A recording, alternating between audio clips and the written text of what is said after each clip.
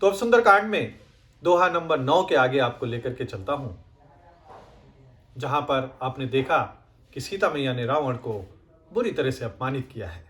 और अपमान उस महाअभिमानी रावण को भला वो कैसे सहन कर पाता, और उसने गुस्से में अपनी तलवार चंद्रहास निकाल ली।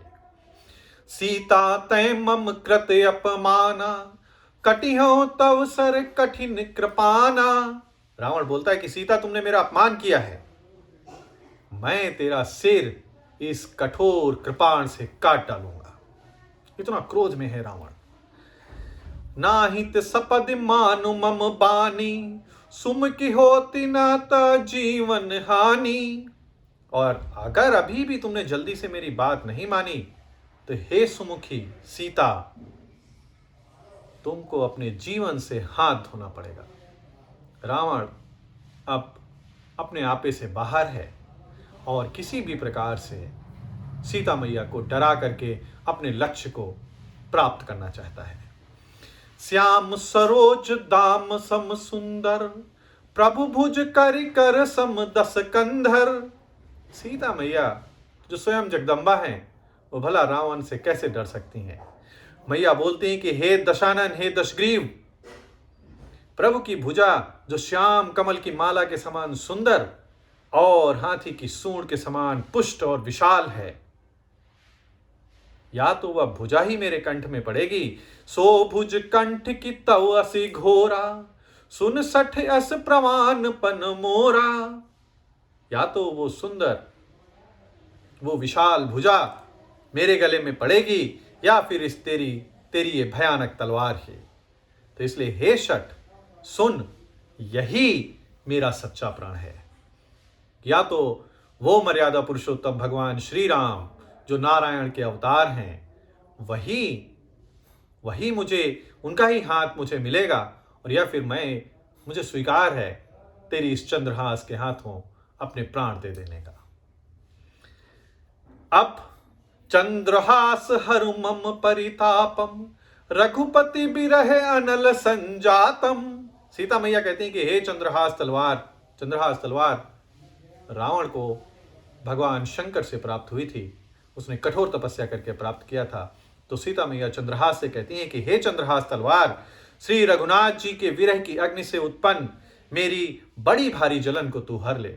यानी वो जलन क्या है, संसार में जो अग्नि जला दे वो जलन कुछ भी नहीं है, जो विरह की जलन है, जो विरह की अग्नि है, अपने किसी प्रिय से दूर होने की जो पीड़ा है, उसका कोई आर या पार नहीं है।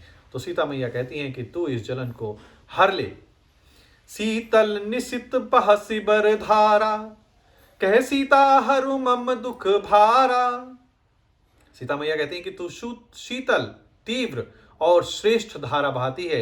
यानी अर्थात कहने का तात्पर्य यह है कि जो तेरी धारा है वो ठंडी है और तेज है, और तू मुझे शीघ्र ही इस विरह रूपी अग्नि से मुझे मुक्त कर सकती है।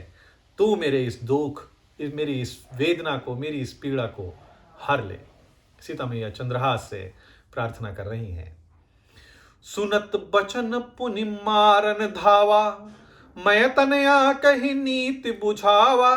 और जब सीता मैया ये बोलती हैं चंद्रहास से, तो सीता मैया की इन वचनों को सुन करके रावण क्रोध में आता है और सीता मैया को मारने के लिए दौड़ता है।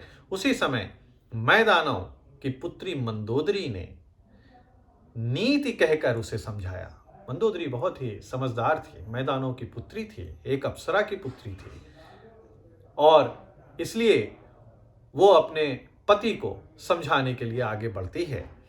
कहिस सकल निश्चरण बुलाई, सीता ही बहुविधि त्रास हो जाई। और जब मंदोदरी रावण को रोक लेती है, तब रावण बहुत सारी राक्षसनियों को बुलाता है और कहता है कि तुम सीता को बहुत प्रकार से भय दिखाओ। यानी अब इस तरीके से तो बात नहीं बनी है, अब दूसरा मार्ग यही है कि भय का मार्ग चुनना पड़ेगा।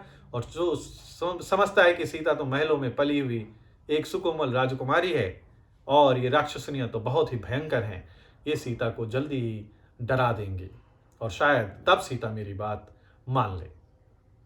मास दिवस महु कहा न माना, तो मैं मार अभी काढ़ी कृपाना।